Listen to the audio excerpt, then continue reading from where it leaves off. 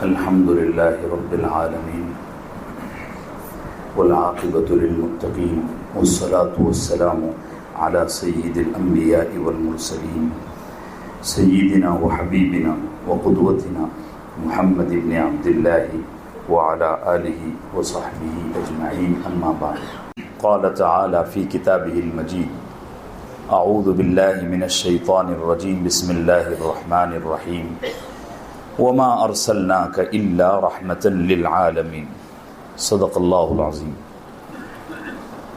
معزز حاضرین گرامی قدر، اللہ جل جلالہ کا فضل و احسان ہے کہ آج 25 رمضان المبارک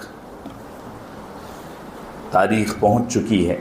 اللہ ہماری رمضان کی عبادتوں کو، سماعتوں کو قبول فرمائے، کوتاہیوں سے، لغزشوں سے درگزر فرمائے۔ گزشتہ کل صلح حدیبیہ کی تمام تر تفصیلات اپنی بساط کے مطابق یہ فقیر آپ کی خدمت میں عرض کر چکا ہے۔ اس چیز کا آپ کو بخوبی اندازہ ہو گیا ہوگا کہ صلح حدیبیہ کے بعد پورے عرب میں مکمل امن و امان قائم ہو گیا، مکمل۔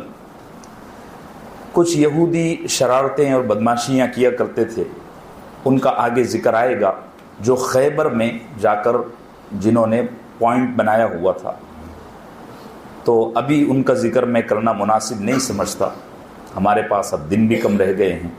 انشاءاللہ آئندہ سال موقع رہا اور ہم خیر عافیت سے رمضان کو پا گئے تو تفصیلات عرض کی جائیں گی انشاءاللہ۔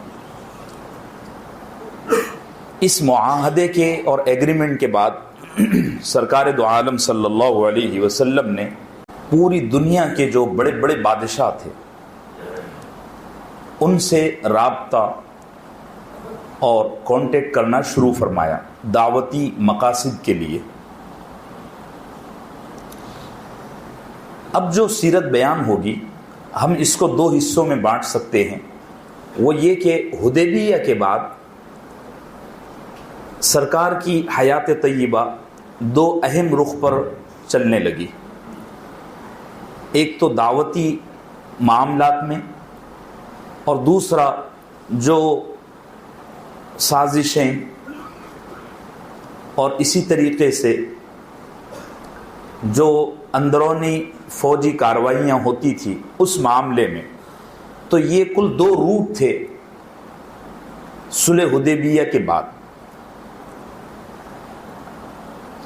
ہم پہلے ان دعوتی معاملات کو ذکر کر دیں گے جن کو سرکار دو عالم صلی اللہ علیہ وسلم نے انجام دیا۔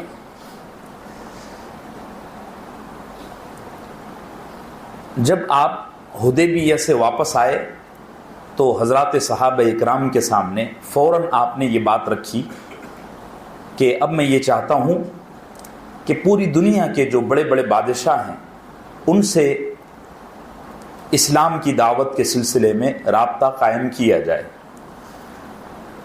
صحابہ نے کہا بالکل۔ پھر یہ طے ہوا کہ چونکہ بادشاہوں کا یہ مزاج ہوتا ہے اور یہ صحیح بھی ہے کہ وہ کسی بھی خط کو، کسی بھی لیٹر کو اوتھنٹک اور قابل اعتماد نہیں مانتے اس وقت تک جب تک اس پر اسٹیمپ نہ ہو، مہر جس کو کہتے ہیں، اب ربر اسٹیمپ چلتا ہے۔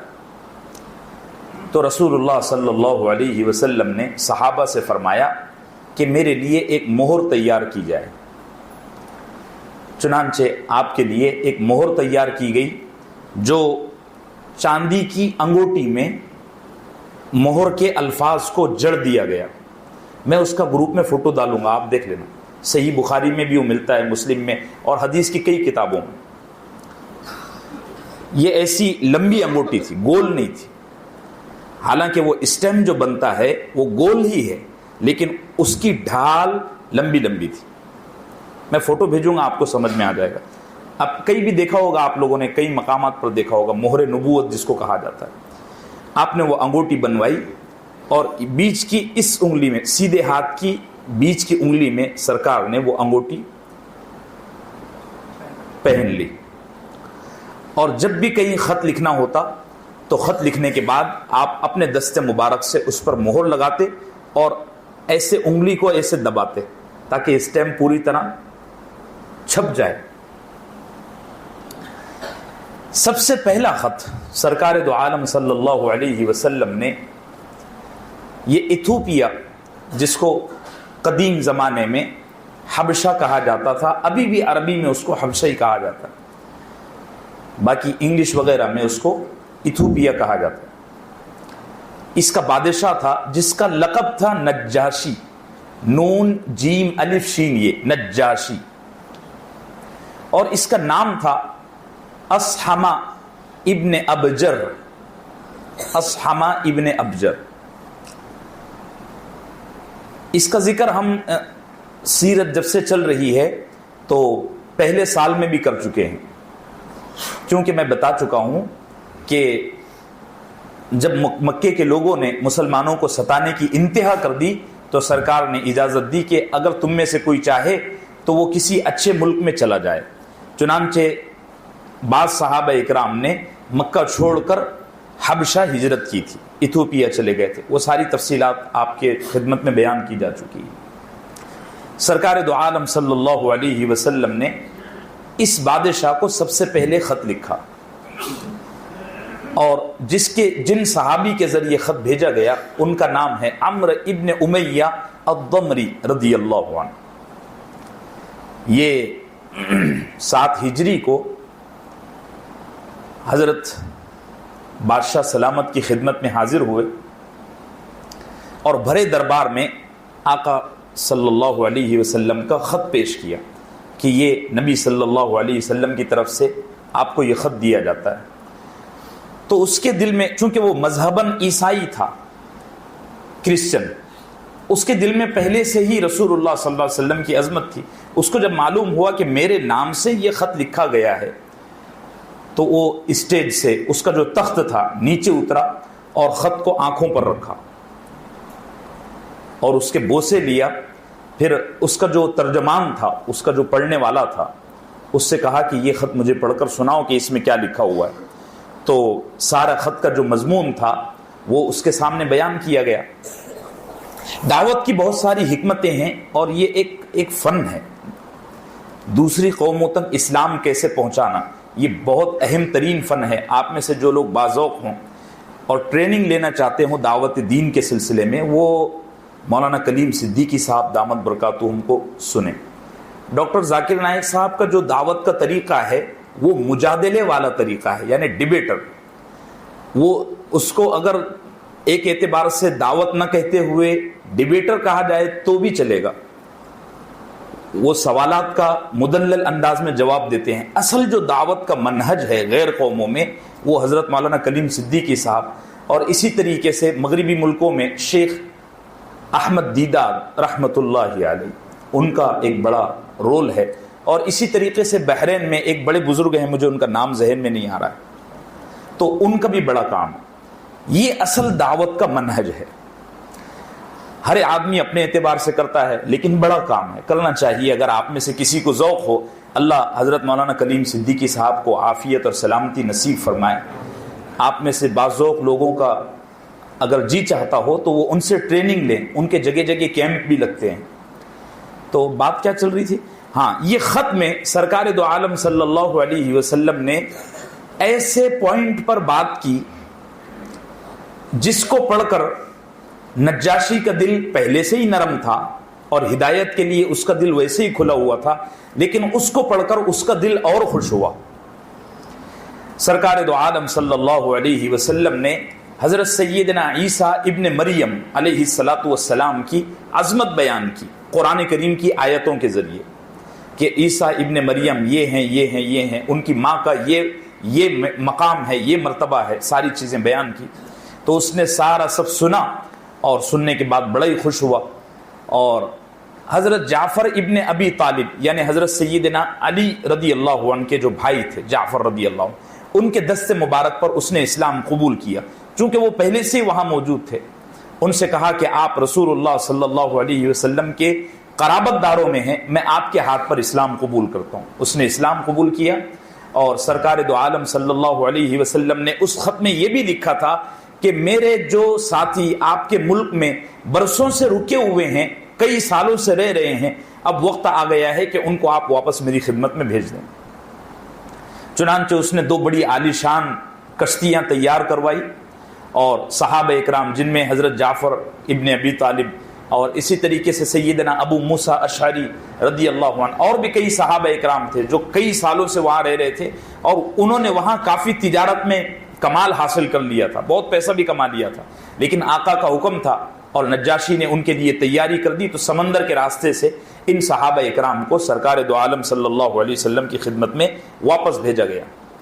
یہ جو نجاشی بادشاہ تھا، اصحمہ، نجاشی جو ہے یہ اس ملک کے بادشاہ کا لقب ہوتا تھا، نجاشی نام نہیں، نام اس کا اصحمہ، باقی لقب اس کو دیا جاتا تھا نجاشی۔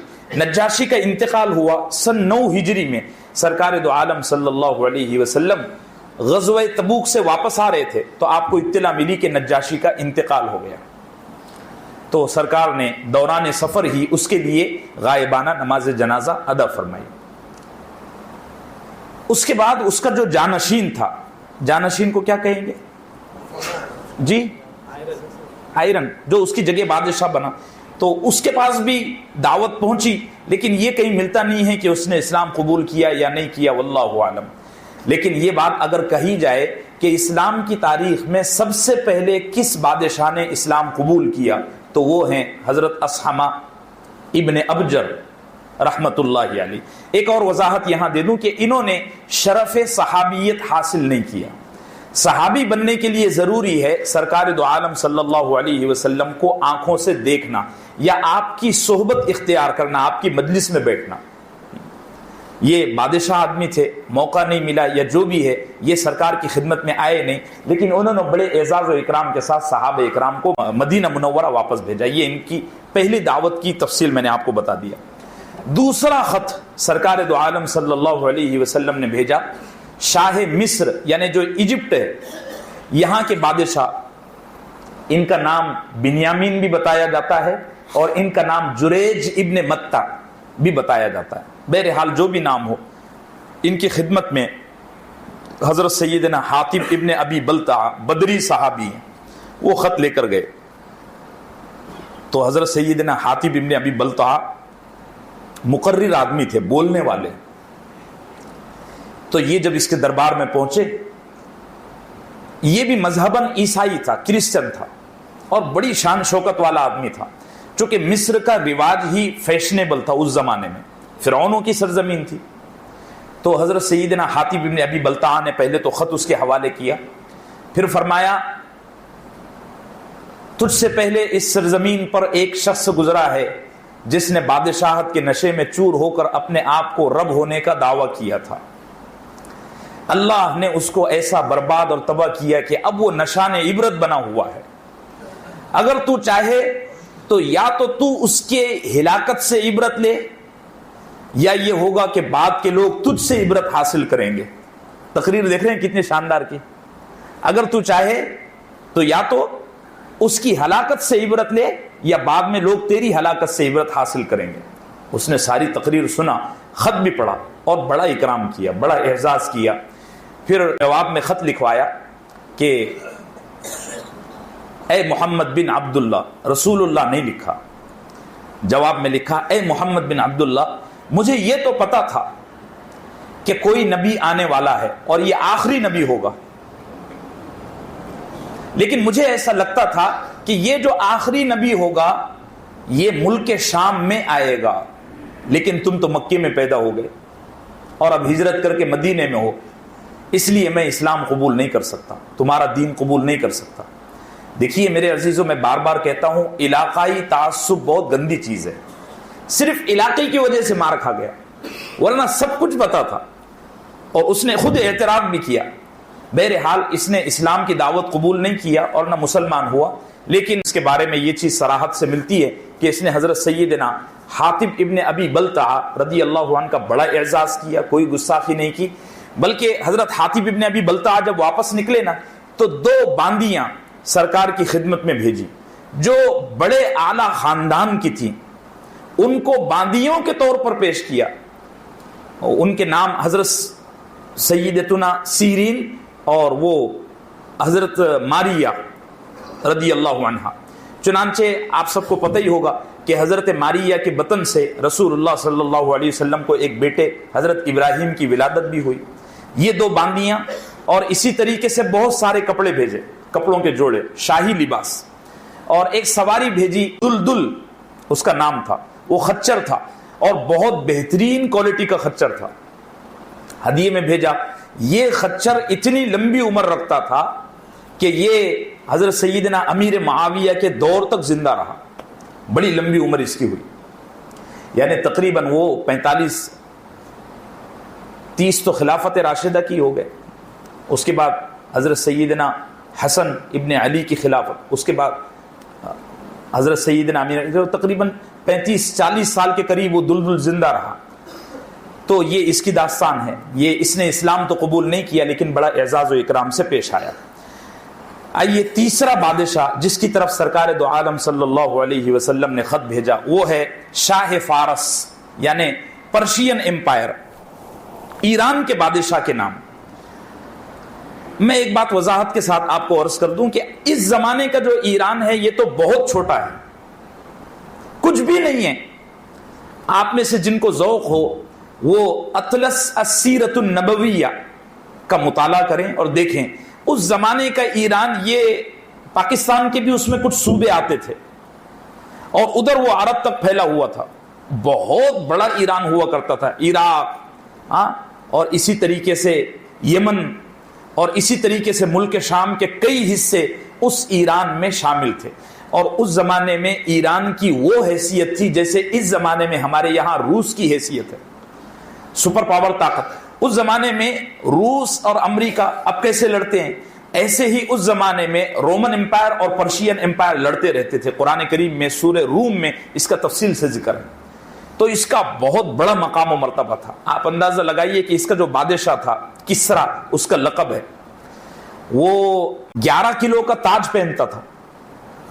ابھی 11 کلو وزن ہمارے یہاں کولی بھی اٹھاتا نہیں ہے جلدی, لیکن وہ اتنے متکبر لوگ تھے کہ تکبر کے نشے میں اندھے چور. 11 کلو کا تاج. بعد میں جب وہ بہت بوڑھا ہو گیا تو اس کے وزیروں نے اس کو مشورہ دیا کہ جناب والا آپ اتنا وزنی تاج نہ پہنا کریں.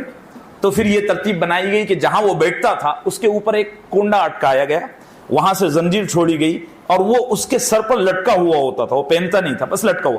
دیکھنے میں وہ ایسا لگتا تھا کہ اس نے سر پہ رکھا ہوا ہے. بڑے متکبر لوگ تھے. اس کا نام تھا خسرو پرویز.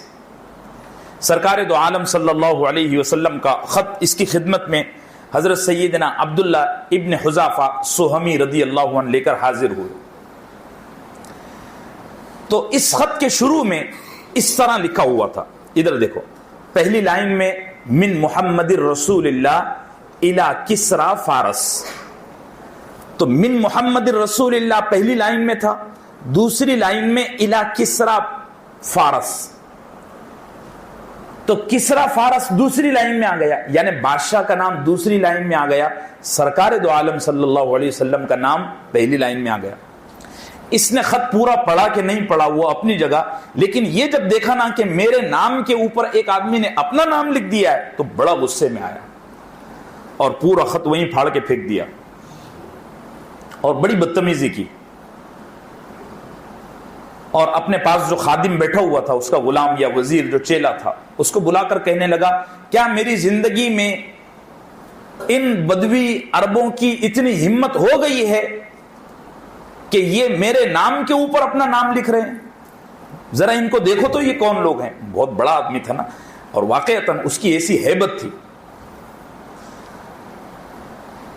ایک بات یہ بھی عرض کر دوں کہ حضرت عبداللہ ابن حذافہ سہمی کے بارے میں یہ آتا ہے کہ یہ اس کے دربار میں گئے بھی نہیں تھے, انہوں نے وایا کر کے یہ خط پہنچایا تھا. یعنی سرکار نے حضرت عبداللہ ابن سہمی کو خط دیا. عبداللہ ابن سہمی رضی اللہ عنہ نے خط بحرین کے گورنر کو دیا, بحرین کے گورنر نے پہنچایا. ایک روایت یہ بھی ہے, ایک روایت یہ ہے کہ خود عبداللہ ابن حذافہ بھی گئے تھے. میں دونوں چیزیں اس لیے بتا دے رہا ہوں کہ آپ میں سے اگر کوئی یوٹیوب پر سنے یا کوئی کتاب پڑھے تو دھوکہ نہ کھائے کہ مولانا نے ایسا بیان کیے تھے. دونوں بھی چیزیں ہیں, واللہ اعلم. بات یہ ہے کہ دونوں بھی اوتھنٹک نہیں ہے، اس لیے میں نے مطلق بات چھوڑ دی، آپ کے حوالے کر دیا تاکہ آپ کے علم میں چیز رہے۔ بہرحال حضرت عبداللہ ابن حذافہ نے جب خط دیا تو یہ بڑا غضبناک ہوا، خط کو پھاڑ دیا اور سرکار دو عالم صلی اللہ علیہ وسلم کے خلاف گرفتاری کا وارنٹ جاری کیا، اریسٹ وارنٹ۔ وہ اس طرح کہ یمن کا جو گورنر تھا، جو اس کے انڈر آتا تھا، اس کو خط لکھا کہ تمہارے ملک میں جو سب سے زیادہ طاقتور نوجوان ہو، ایسے 2 نوجوانوں کو تیار کرو، اور یہ کون آدمی ہے جو مکے میں مدینے میں بیٹھ کر اپنے آپ کو نبی کہتا ہے، ان 2 لوگوں کو بھیج کر اس کو گرفتار کرو اور میرے پاس لا کر کھڑا کرو، یہ آرڈر دیا۔ یہ 95-96 سال کا بڈھا تھا، بہت کھوسٹ آدمی، ایک دم پکا ہوا آم۔ تو حضرت عبداللہ ابن حذافہ سہمی تو واپس آ گئے۔ اس کا آرڈر گیا یمن کا گورنر تھا بازان اس کا نام تھا، وہ بھی ایرانی تھا۔ اس کو آرڈر گیا تو اس نے 2 بہترین مسٹنڈے مضبوط ترین آدمی تیار کیے اور کہا کہ جاؤ محمد کو گرفتار کر کے لاؤ صلی اللہ علیہ وسلم۔ یہ 2 لوگ یمن سے نکلے اور سرکار دو عالم صلی اللہ علیہ وسلم کے پاس مسجد نبوی میں پہنچے۔ تو یہاں تو فقیری تھا نا، فقیری کی شان تھی۔ یہ دونوں آئے تو انہوں نے بہت ترے میں بات کی، بہت گھمنڈ میں۔ ظاہر سی بات ہے، سپر پاور کی پولیس تھی نا بھائی۔ تو سرکار نے فرمایا آپ لوگ آرام کرو، تھکے ہوئے ہو، بڑی دور سے آئے ہو، کل بات کریں گے۔ تو انہوں نے دیکھا یار ہم اتنا کچھ بک گئے اور یہ کچھ بولتا ہی نہیں ہے، بات کرتا بھی ہے تو اتنی دھیمی کہ ایسا لگتا نہیں ہے کہ یہ ہماری کسی بات کو سیریس بھی لے رہا ہے۔ صحابہ سے کہا ان کو ایک جگہ بیٹھاؤ، آرام کرواؤ، ان سے کل بات کریں گے۔ منگل کا دن تھا، 10 جمادی الاولیٰ، منگل کا دن، 7 ہجری۔ منگل کا پورا دن گزر گیا، انہوں نے آرام کیا۔ جب رات ہوئی نا تو سرکار دو عالم صلی اللہ علیہ وسلم پر وحی آئی کہ تمہارے خط کو فارس کے بادشاہ نے جتنے ٹکڑوں میں بانٹا تھا، ہم اس کی حکومت کو اتنے ٹکڑوں میں بانٹ دیں گے۔ منگل کی رات گزری، صبح ہوئی تو سرکار دو عالم صلی اللہ علیہ وسلم نے ان دونوں مسٹنڈوں کو بلایا، وہ بلا کر کے کہا جاؤ اپنے گورنر سے کہو کہ وہ بھی اسلام قبول کر لے، اگر وہ اسلام قبول کر لے گا تو ہم اس کو یمن کی بادشاہت اپنی طرف سے دیں گے۔ تو وہ تو اور تیش میں آ گئے، کہیں گے اچھا ہم تم کو گرفتار کرنے آئے اور تم کہتے ہیں کہ ہم یمن پر حکومت کریں گے۔ تو سرکار دو عالم صلی اللہ علیہ وسلم نے فرمایا ہماری حکومت نہ صرف یمن پر بلکہ ہمارے غلام تمہارے بادشاہ کے تخت پر جوتوں سمیت داخل ہوں گے۔ اور پھر تو وہ ہل گئے، لیکن کر کچھ نہیں سکتے تھے، سامنے ابو بکر، عمر، علی جیسے بڑے بڑے بہادر کھڑے ہوئے تھے۔ تیش میں بہت آئے لیکن انہوں نے کچھ کیا نہیں۔ جب نکل رہے تھے تو سرکار دو عالم صلی اللہ علیہ وسلم نے فرمایا تمہارا جو بادشاہ ہے نا، جس کے ترے میں تم یہاں آئے ہو، اس کو کل رات قتل کر دیا گیا ہے، اور تمہارے ملک کی فوج نے پوری حکومت کو تہس نہس کر دیا ہے۔ تو یہ دونوں یمن آئے، بازان سے کہا کہ ہم اس کو گرفتار کرنے کے لیے گئے تھے، وہ تو بہت نرمی سے بات کر رہا تھا صلی اللہ علیہ وسلم، اور اس نے ہم کو یہ بتایا ہے کہ تمہاری حکومت تباہ ہو گئی ہے اور اس کے اب ٹکڑے ہو جانے والے ہیں، تمہاری حکومت میں بغاوت ہو گئی ہے۔ تو بازان بڑا حیران ہوا، اس نے پتہ کیا تو معلوم ہوا کہ جس رات سرکار دو عالم صلی اللہ علیہ وسلم نے یہ خبر دی تھی اسی رات یہ واقعہ پیش آیا، ساری باتیں سچ نکلی۔ تو بازان اور وہ جو دونوں پولیس والے تھے وہ دونوں کے دونوں مسلمان ہو گئے۔ اب آپ بات سنیے، سرکار دو عالم صلی اللہ علیہ وسلم نے فرمایا یہ جو کسرا ہے نا، اس کسرا کے بعد اب قیامت تک کوئی کسرا پیدا نہیں ہوگا، یعنی یمن کا جو ایران کا جو بادشاہ تھا اس کے تعلق سے فرمایا اب کوئی کسرا پیدا نہیں ہوگا۔ پھر صحابہ سے فرمایا اس بادشاہ کو خود اس کا بیٹا قتل کرے گا، پھر یہ مرنے کے بعد اپنے بیٹے کو قتل کرے گا۔ بات سمجھ رہے ہیں آپ؟ تو صحابہ بڑے حیران ہوئے کہ ایک آدمی مرنے کے بعد کیسے کسی کو قتل کر سکتا ہے، ایسا تو ممکن ہی نہیں ہے نا۔ تو سرکار دو عالم صلی اللہ علیہ وسلم نے یہ فرمایا، صحابہ نے پوچھا کہ یہ کیسے ہو سکتا ہے کہ ایک آدمی مرنے کے بعد کسی کو قتل کرے؟ آپ نے فرمایا یہ ہوگا۔ چنانچہ یہ جو بادشاہ تھا ایران کا، پرشین امپائر کا، اس کو اس کے بیٹے نے قتل کیا. شیر وے اس کا نام آتا ہے تاریخ کی کتابوں میں، اس نے اس کو قتل کیا. اب مزے کی بات، یہ جو بڈھا تھا نا، یہ بڈھا بڑا ہی عیاش تھا، رات دن حسین خوبصورت عورتوں میں رہتا اور عیاشیاں کرتا رہتا. یہ بچے بیٹھے ہوئے اور عمر ہو گئی تھی 95 سال. تو یہ جب مرا ہے تو اس کے بیٹے کو جستجو ہوئی کہ میرا باپ ایسا کون سا معجون کھاتا تھا کہ اتنے بڑھاپے میں ایسا کرتا تھا. اس بڈھے کے ذاتی کمرے میں، پرسنل روم میں ایک کباڑ تھی جس کو کھولنے کا اس بڈھے کے علاوہ کسی کو ادھیکار نہیں تھا. جیسے یہ بڈھا مرا ہے تو اس کا بیٹا شیر وے اس کمرے میں داخل ہوا اور تلاش کرتا کرتا کرتا اس کباڑ میں پہنچا. وہاں ایک شیشی رکھی ہوئی تھی، بوتل رکھی ہوئی تھی، اس کے اندر وہ معجون تھا.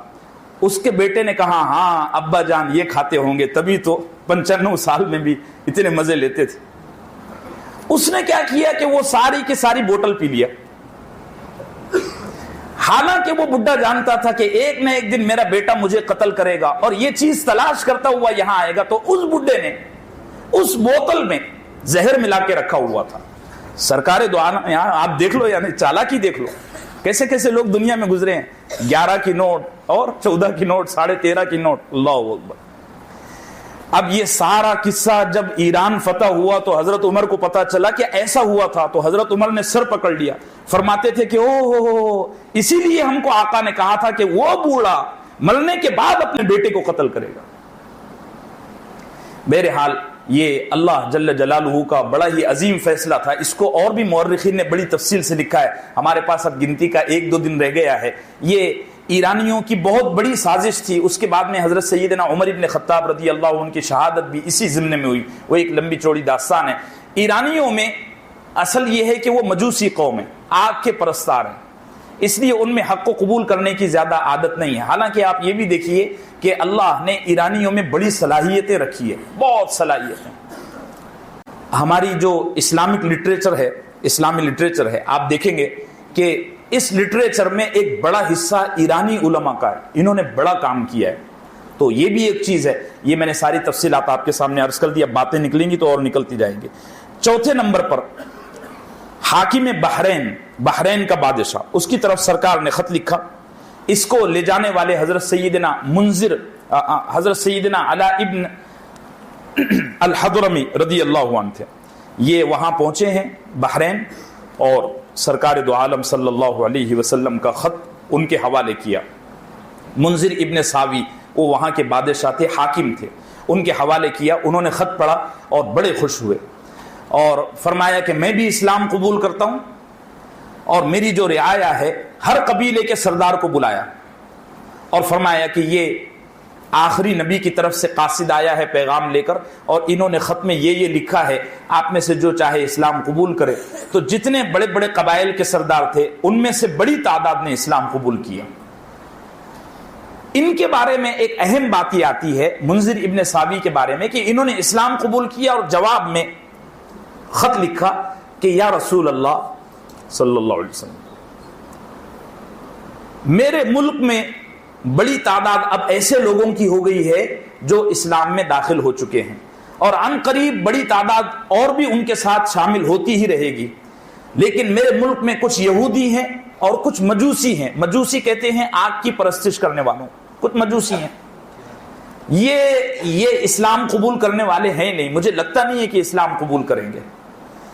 تو چونکہ آپ نبی ہیں، میں آپ سے بطور مشورے کے یہ چیز پوچھنا چاہتا ہوں کہ اگر یہ اسلام قبول نہ کریں تو ہم ان کے ساتھ کیا کریں؟ سرکار دو عالم صلی اللہ علیہ وسلم نے فرمایا وہ تمہارے ملک کی رعایا ہے، لہٰذا تم ان کے ساتھ اچھا سلوک کرو. ہاں ان سے اپنا ملک چلانے کے لیے جزیہ اس کی بڑی فقہی تفصیلات ہیں، وہ ساری باتیں میں بیان نہیں کر سکتا. اس زمانے میں آپ کہیں تو اس کو ٹیکس کہہ سکتے ہیں. ٹیکس کی ایک شکل ہے، حالانکہ کہنا مناسب نہیں ہے لیکن اب سمجھانے کے لیے کوئی لفظ ہی نہیں ہے. سرکار نے فرمایا کہ یہودیوں سے اور مجوسیوں سے آپ ٹیکس وصول کریں. یہ کل 4 خطوط ہیں. اس کے علاوہ اور بھی بہت سارے بادشاہوں کو آپ نے خط لکھے ہیں کل میں انشاءاللہ اور بھی 3-4 بادشاہوں کا ذکر کر دوں گا جن کو سرکار نے خط لکھے تھے. آپ میں سے جو باذوق لوگ ہوں ان سے گزارش ہے کہ ڈاکٹر حمید اللہ صاحب رحمۃ اللہ علیہ کی کتاب ہے رسول اللہ صلی اللہ علیہ وسلم کے سیاسی وثیقہ جات، اس کو پڑھیں. اس کے اندر بڑی معلومات ہے اور علم کا وہ ایک گہرا سمندر ہے. اللہ جل جلالہ سے دعا ہے کہ اللہ ہماری اس مجلس کو قبولیت عطا فرمائے، سرکار کی عظمت، محبت، عشق اور اتباع ہم سب میں جاگزی فرمائے. وصلی اللہم وسلم علی نبینا محمد وعلی آلہ وصحبہ.